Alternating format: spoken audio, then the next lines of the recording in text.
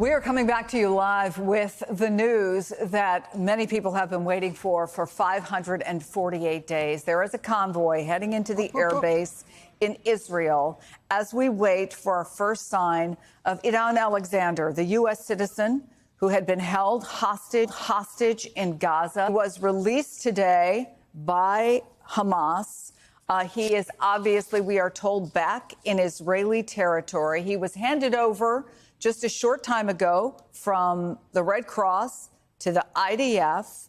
And obviously, there is a tremendous homecoming that is waiting for him. Members of his family waiting and people watching as well in his hometown in New Jersey. There are helicopters on the ground, presumably awaiting him to take him to Tel Aviv. But let me take it to NBC's Hala Garani. Hala, it seems like we could be very close now to this exceptional moment. Absolutely, Chris, and his family will be relieved that he's made it out of Gaza. He was handed over to the Red Cross inside of the Gaza Strip, then driven out and handed to IDF forces, the Israeli military, and that's the convoy that you see driving toward a military base called Re'im in southern Israel. That's where he'll be reunited with his mother, his father, and other members of his family. There were photos that were put out by the Israeli authorities showing his mother preparing his clothing on a bed in what we believe is Re'im Air Base, or military base, I should say. After 584 days in captivity, he turned 20 and then 21 in Hamas detention and captivity. And this was the deal that led to his release was very unusual in the sense that it didn't involve the Israeli government. It was struck between the Trump administration and Hamas directly, bypassing the Israeli prime minister. And again, what you're seeing there on your screens are vehicles, one of which is transporting Idan Alexander. He'll be taken to that military base. He'll be assessed medically, and then he will be choppered, we presume, along with his family to Ichilov Hospital in Tel Aviv, not far from our position here. And we hope that we'll be able to see either video or at least still images of his reunion with his mother. You know, she's been interviewed over the last year and a half plus by NBC. I've interviewed her twice myself. She always tried to send a message to her son, telling him to, stay strong, that they were going to meet up. He was due to be released, in fact, Chris, March 1st. That's when phase 2 of the latest ceasefire deal was meant to begin. But then, of course, the ceasefire collapsed. The Israeli Prime Minister Benjamin Netanyahu restarted the war in the Gaza Strip. And that led to the cancellation, the postponement until today of the release of Idan Alexander, Chris. All right, stand by for us. Let's look at the beginning of this convoy that we believe is holding Idan Alexander, 21 years old, born in Israel, but his parents moved to the U.S. When he was very young. He was raised in New Jersey, and he decided to wait to go to college and instead joined the Israeli Defense Forces, IDF. He was patrolling on a kibbutz near Gaza on October 7th when Hamas attacked. We've learned a lot about him. His family says he was an avid sports fan, loyal, great sense of humor. He, again, was previously expected to be released in March, but Hamas later said it had lost contact with the group holding him. Well, after unusual negotiations directly between the United States and Hamas, he appears to be just minutes potentially away from being reunited with his family. I want to go to Christopher O'Leary, former director of hostage recovery for the U.S. government, senior vice president of global operations at the Sufan Group. None of us can imagine what this must be like. There must be a point early on in the process, Christopher, when you maybe don't even let yourself believe what might be happening. And then he's handed over to the IDF. And we should say that the commanders and soldiers of the IDF are celebrating today as well as we look at what's going on at Re'im military base. What are these minutes like and the time leading up to it? Well, you don't know that the deal is done until he is in your custody, in your care. Just like what happened back in March These things can fall apart at the last minute. You're dealing with a terrorist organization who are the individuals you're negotiating with for the release, claiming that they lost contact with the component that was holding them. So you don't know if that's true. You don't know if it's not. But until he was brought into the Red Cross's care and then turned over to the IDF, you really don't know if this is going to go through. But what does happen is all the planning to try to reintegrate the hostage and get them back to full health and their mental well-being the entire time.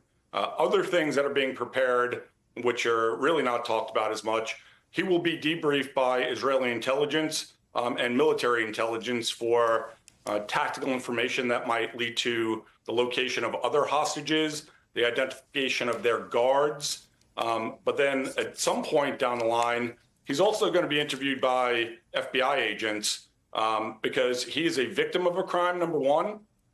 Number two, he's also the witness of crimes against other U.S. victims. So if the FBI ever needs to pursue members of Hamas or Palestinian Islamic Jihad for their crimes, his statements will be critical to building that case.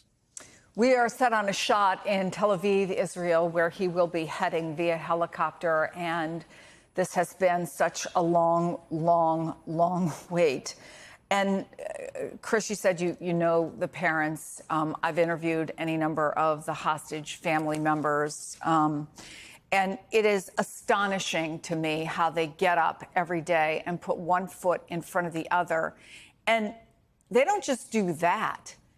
We've watched family after family after family, including the Alexanders, advocate every day, going on TV, getting the word out when interest seemed to wane, trying to put that attention back on, pressuring members of Congress, trying to put pressure on the Israeli government. Having worked with them, how do they do it? Well, the Alexanders, they're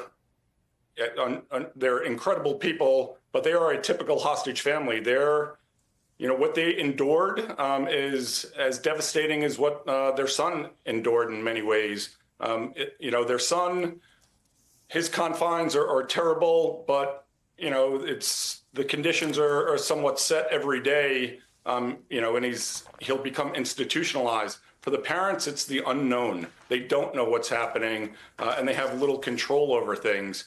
But the Alexanders and many of the other parents in this current saga with Israel, they've been committed to trying to get in front of the White House and other key decision makers in the United States, travel back over to Israel, do the same thing there, get to Qatar because they know the Qataris are invested in this as well. And I don't know if they've slept for a year and a half. But as I talked about earlier, the Alexanders have done this with real grace the entire time. And I don't know how they've stayed so composed because it would be the undoing of most people. So I'm just getting word, Christopher, that Adon Alexander has indeed arrived at the air base. So he will immediately go in with medical officials who are accompanying him right now and undergo an initial medical assessment and then be reunited with his family. It gave me chills to hear about his mother laying out his clothes that are waiting for him when he gets there. But when you talk about the other more formal things that will happen to him after that initial excitement, including the debriefing by the IDF, the conversations that the FBI will want to have, how much training would he have had as a member of Israeli Defense Forces to deal with a situation like this and the kind of information that he might have been able to collect even under these most extreme and unimaginable conditions? Well, I think it's important to remember he's an IDF soldier, right? So, many in the U.S. just point back to the fact that, just 2 years ago, he was a high school student and a kid. He's no longer a kid. He's a soldier in one of the most competent militaries in the world. And he's had a certain level of training, even though he was very junior, to be able to stay composed in very difficult situations. And his ability to endure and survive this is only, indicative of the fact that he has the mental and physical capacity to do things that many others can't. So, he will have certainly have been collecting information on who his guards are, maybe what units the guards are part of, conversations they've had, locations he's been moved to, and frankly, because that is his daily routine. And every soldier or Marine or sailor or airman or woman gets training in these kinds of things, certainly in the United States, but in the IDF as well. So he's been conditioned to collect some of these things. But even if he was just an average citizen, he's a witness to things. And with the right people debriefing him, you can elicit information out of those conversations. But it won't be a normal debriefing, at least the way we do it in the United States. We'll have a victim advocate with him to help guide those conversations and to make sure he's psychologically prepared to go back through some of these difficult journeys.